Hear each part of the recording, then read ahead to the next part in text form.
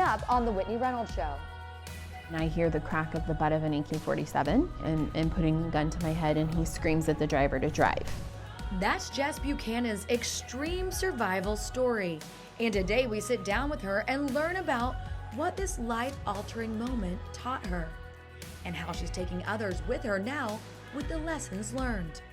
No matter how this thing turns out, if they were to stop, take all my stuff, kick me out of the car and let me walk back to town, it doesn't matter, because from this moment on, everything has changed. The Whitney Reynolds Show is made possible by Together at Peace, a foundation supporting hopeful bereavement care for the world by inspiring people to find ways to live with, honor, and share the unique love they carry, spreading the light that still shines bright. Together at Peace. Children's Learning Place, dedicated to empowering young students with the confidence to overcome present and future challenges to promote a brighter future for all. Kevin O'Connor Law Firm. When it comes to your injuries, we take it personally. JoePerillo.com, where you can browse their selection of pre-owned luxury vehicles. Based in Chicago, shipping all over the country. Simple Modern, drinkware with unique styles for adults and kids. Take us with you. The Adventures of Harry Moon book series for kids, focusing on becoming your best self with themes of friendship, anti-bullying, and responsibility. At harrymoon.org. Kevin Kelly, Fume Claire, Midwest Moving and Storage, Mike Dyer, Brendan Stadunsky, and by these funders.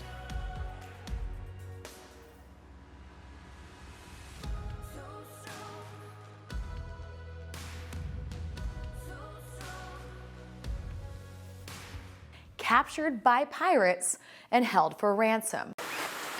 That is Jessica Buchanan's extreme survival story. And today we sit down with her and learn how that same survival is helping others carry through.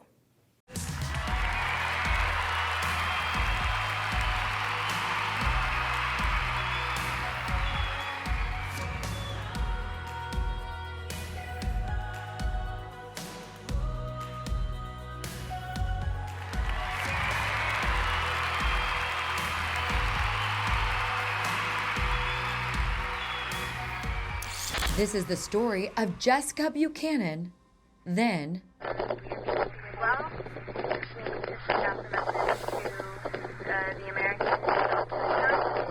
and now. So, Hargeisa, again, small town, not a ton of expats working there. I started teaching. That moved into working with the Ministry of Education and creating curriculum in conjunction with the UN. And then that led me to becoming the education advisor for the Danish Demining Group in armed violence reduction and mine risk education and community safety. Did you know at that point it was dangerous on a different level than Nairobi? Yes. Absolutely. Look at Somalia on a map. It's shaped like a 7, and it's divided into 3 regions, and we were up in the top of the 7 in the northern part, and that was the safest part to be in. And then you got down at the bottom, much, much less safe. People live on less than $1 a day.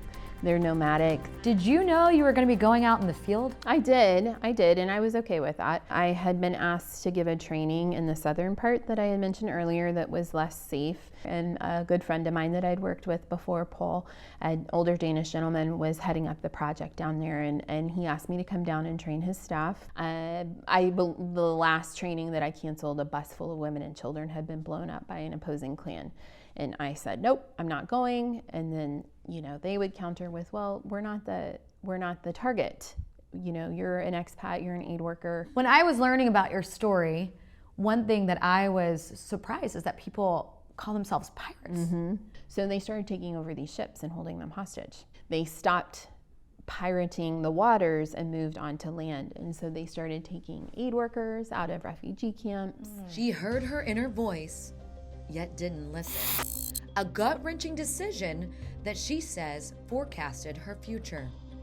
Did you feel in your gut that morning, something's not right? Absolutely. I knew from the time I left Hargeisa, something wasn't right. That moment when I got up that morning, October 25th, 2011, I abandoned myself in my moment of deepest need. And I stood there looking at myself in the mirror, and I said out loud to myself, Jess, do you want to do this? And I knew the answer was no. She made it through that day and was headed back when her worst nightmare or vision came to life. We were done with the training. I'd done Oh, the training. you made it. Yeah, I made it to the finish line. So then you're probably telling Oh, yourself, yeah. oh, Oh, it's that 3 one. o'clock. I am getting back in the convoy of vehicles, and I text my husband some stupid joke that says, if I get kidnapped, will you come and get me? Will you come and rescue me? And he responds something like, ha ha, of course, now just be safe and get back to the guest house. And that's the last interaction we have. that is eerie. Yeah. So we're in a convoy of 3 Land Cruisers, and Paul and I are in the middle. We have a driver, and then the security advisor sitting in the back next to me. And another vehicle comes roaring up on the right side of us. I can tell that there are angry men yelling, and it's getting closer. And then it almost sounds like we're surrounded, like our vehicle is surrounded. And then I hear the crack of the butt of an AK-47 on the car hood, like something just bam, bam, bam. Abdi Razak is sitting on my right, and his door is pulled open, and there's a very angry, scary looking man wearing a police uniform, and he's got an automatic weapon, and he pulls Abdi Razak out of the car, and I remember him hitting him in the head with the gun, and then getting in next to me and putting the gun to my head, and he screams at the driver to drive. Like, I'm 32 years old at this point. Like, what did I do wrong here? I didn't even get a chance to become a mother. And I think that this is it. And there's this, I can feel the metal of the barrel of the gun against my head. And I'm thinking, no matter how this thing turns out, if they were to stop, take all my stuff, kick me out of the car and let me walk back to town, it doesn't matter, because from this moment on, everything has changed. Jess recounts being marched out to the desert and undergoing what she recalls as a mock execution. Only 32 years old. This is when she was captured by pirates. Their demand started at $45 million. But our people, my organization, they had professional hostage negotiators who were coordinating with the FBI. They countered at $20,000. Did they let you communicate to your husband or anybody else, or was it just video? We had 6 proof of life calls throughout the course of the captivity. I remember saying, I love you, and I'm going to get through this. What did you say to yourself during those 12 hours a day? I mean, there were low moments, but there were also some really interesting opportunities for, I think, transformation. So I'm stretching, and then I remember sitting back down and leaning against this tree, and I had this realization. Didn't the Buddha reach enlightenment while he was sitting under a tree? Maybe this is it. Like, maybe this is my ashram. Maybe this is my holy place. Like, maybe this is an opportunity. And it made all the difference in terms of my survival. And really making some decisions about, if I survive this and I move forward, I'm going to do some things differently. Things are going to be different for me. By the time we reached our last camp, I didn't know it was our last camp. We'd been there about a week, and there were 9 guys, 9 of the pirates on the ground that night, and every single one of them was completely passed out. I picked up a small pen light that they had given me so I could go out into the bush in the middle of the night and see where I was going. So I go, I do my thing, I come back to my mat, I wrap myself up in my blanket, and then about literally like 30 seconds goes by, and the pirate on my left, he was holding a firearm, which he didn't typically do, and I could sense that he was terrified, and he's like whisper screaming to all the other guys who were in the camp to wake up, and then the night just erupts into automatic gunfire. I can sense that there's somebody over here, and I hear this young American man's voice, and he knows my name. And he says, "Jessica, it's okay, we're the American military, we're here, you're safe now, we're gonna take you home." There's a storyboard that brings to life the person. They're not just a name on a card, they're not just a thing, they're a background, a mom, a daughter, a son, a niece, a nephew. You want to know this person, you want to personalize that person with what you're about to put your life on the line for. You know, nobody goes into the SEAL team for a paycheck. They go in for it for the purpose of doing something good. And when you have those kind of environments, though I never had that exact experience like what they had for Jessica, it is so unbelievably rewarding. And you say, you know what? You can't pay me enough to do that and get that kind of experience. An extremely surreal ending to a story that could have been written for the movies. Yet this experience created a new calling on Jess, one that encompassed everything she had been through and the help she received, she now wanted to extend. All the while I was, being asked to speak and share my story. My husband and I wrote a book, and it came out in 2013 that was really just have an account of what happened for our son. And then I took a break from that for a while because I just couldn't be the girl that was kidnapped, and I needed to find myself again. We all have a story of survival. Jess has moved forward, yet her past has impacted her present and even motivated her to write a book with women who might also feel trapped and wanted to share their stories of moving forward. We sat down with one of them to hear her courageous story. She gave you this space to feel empowered Absolutely. by what you've been through. Yep, absolutely. My story is really one of belonging. And so throughout my life, that theme of belonging has really stood out for me. And that's kind of where this chapter came in, was with this theme of belonging. Whether it was like as a Native woman, not feeling like I was either too Native or not Native enough. When it came to that community. When you say Native, your parents and your siblings, they looked Native. Yes, yeah. So both of my parents, dark hair, dark eyes. I'm the middle child. Both of my siblings, dark hair, dark eyes. And then there's me, and I came out blonde hair, blue eyes. In your family, did they do stuff with the Native American community? Sometimes, yeah. So we grew up going to powwows and things like that. We did not grow up on our reservation. So I'm what many call an urban Indian. So I grew up in an urban community. The older I got, the more I felt included. So it really wasn't until I went to college and got involved in the Native community that I really started to feel like I belonged. Like people weren't judging me and asking me questions, right, that were offensive, because it was very common for people to be like, well, how much Indian are you? Right? And I'm just like, whoa, like I'm an enrolled member of my tribe, and blood quantum shouldn't matter. Tell us about how that impacted your next chapter.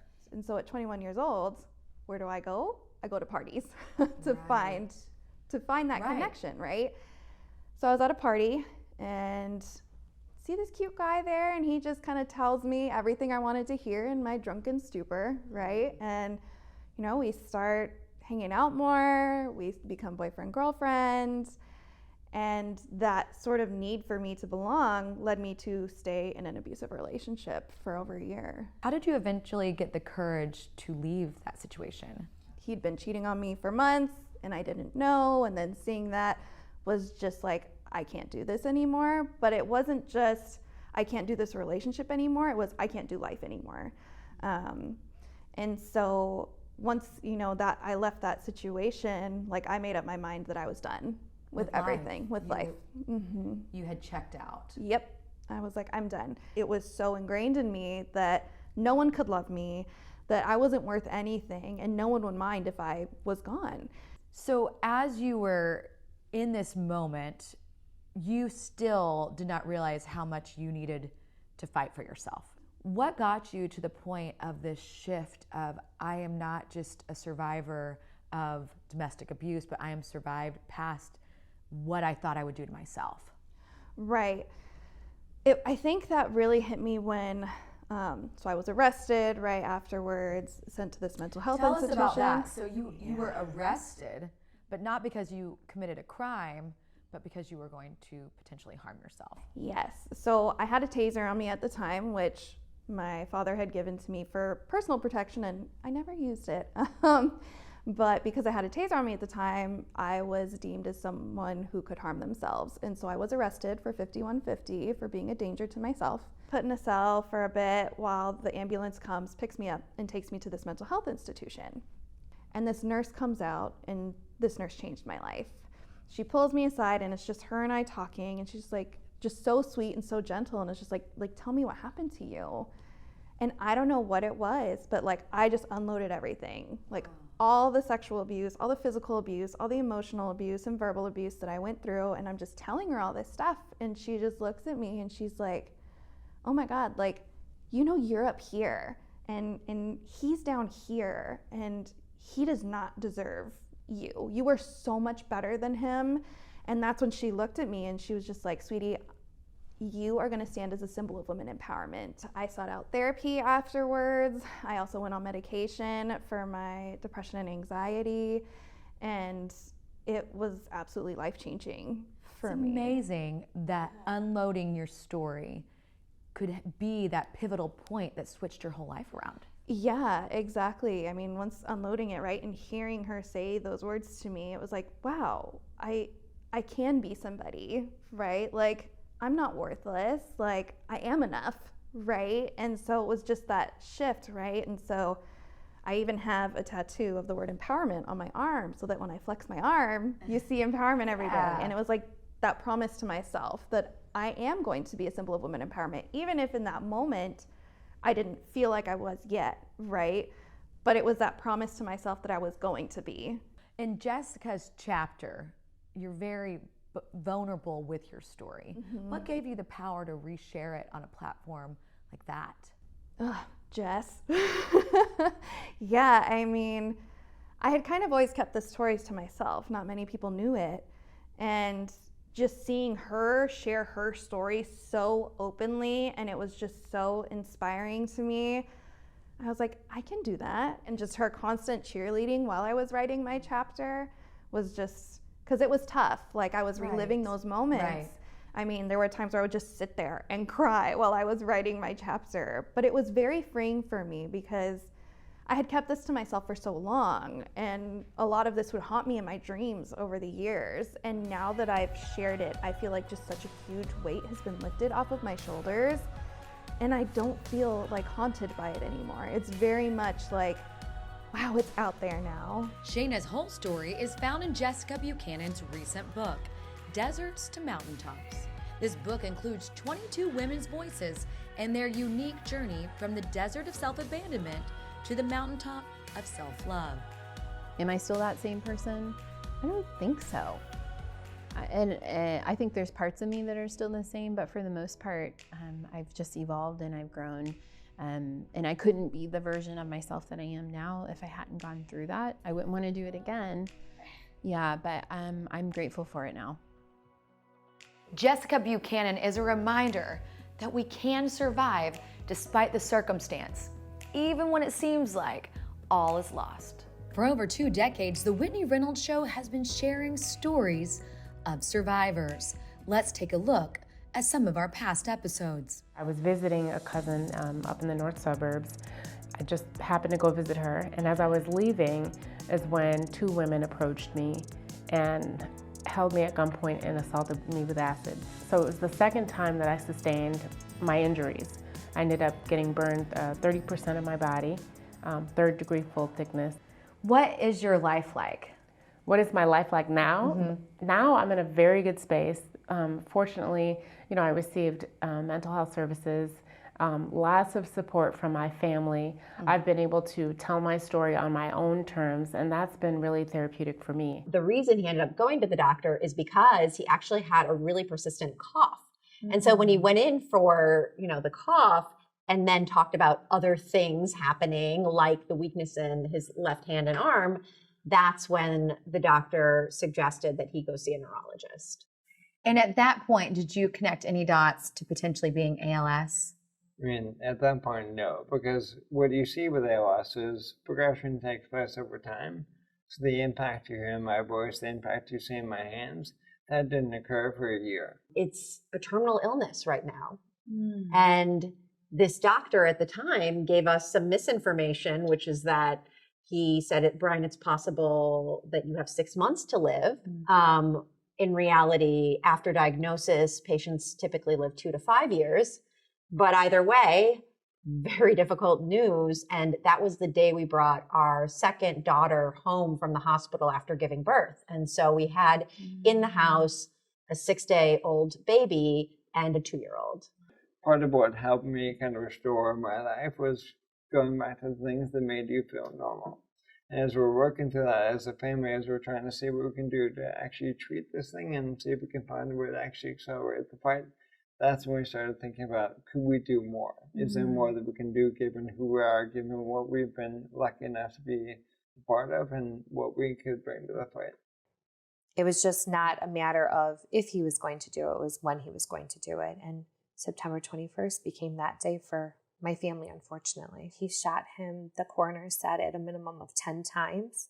But because Colt was so little and his skull was so fragile, it was hard for them. But they had 10 traces where they could actually see entrances and exits in my son's 18-month-old skull, you know? But this isn't going to be what I'm defined as, what I'm going to define myself as a survivor. Being the voice of victims who weren't able to tell their story because they died at the hands of the abuser. They're not forgotten, and I promise that I will be their voice for as long as God lets me have the second voice. Remember, your story matters.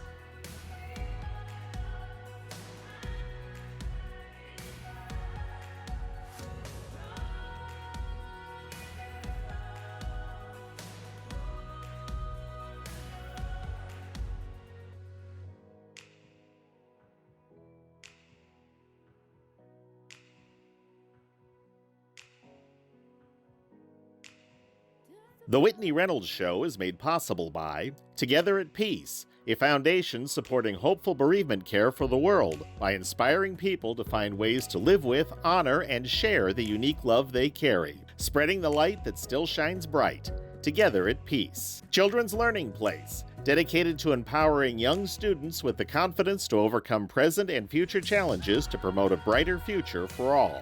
Kevin O'Connor Law Firm. When it comes to your injuries, we take it personally. JoePerillo.com, where you can browse their selection of pre-owned luxury vehicles. Based in Chicago, shipping all over the country. Simple Modern, drinkware with unique styles for adults and kids. Take us with you. The Adventures of Harry Moon book series for kids, focusing on becoming your best self with themes of friendship, anti-bullying, and responsibility. At harrymoon.org. Kevin Kelly, Fume Claire, Midwest Moving and Storage, Mike Dyer, Brendan Stadunsky, and by these funders. Want more stories like you heard today? Get caught up on the Whitney Reynolds Show's current season. Are you still creating music? Absolutely, yeah. I think the core, again, it all feeds back into the music. You know, how can I improve this? But then, how can I challenge myself to think outside the musical box? You know, and what does that look like? You know, what does it look like for a rapper to now design a space? My identity was rooted in being a wife and mother. When that broke apart, it just felt like I lost my identity. I didn't know who I was. I didn't know what I was supposed to do. Well, and at this point, you said Real Housewives was not even a thing for you to even think about. I mean, Whitney, Real Housewives wasn't even a thing after I had filmed the sizzle reel. I thought, I still can't do it. I can pretend that I'm gonna be a housewife, but if they really cast me, I'm gonna have to walk away. I think we all, when we're young, at a very early age, we know what we want to do, but it kind of gets beaten out of us, or we talk ourselves out of it, because it just doesn't seem like a reality. But why not you for that thing? So just take little steps. You don't have to jump from the ground floor to the top floor in, one fell swoop. No, you have to take the steps and take just a few steps every day. It was then that the reality really sunk in for me that the family was gone, we were fractured. The relationship with my father had started to crumble at that point, and I was still trying to navigate what kind of relationship I could still have with him. We really uncovered that my father had a double life. Complete shock, because it shattered the image you had of who your father was and the relationship you thought you had with this man, this individual who had been a really big part of our lives.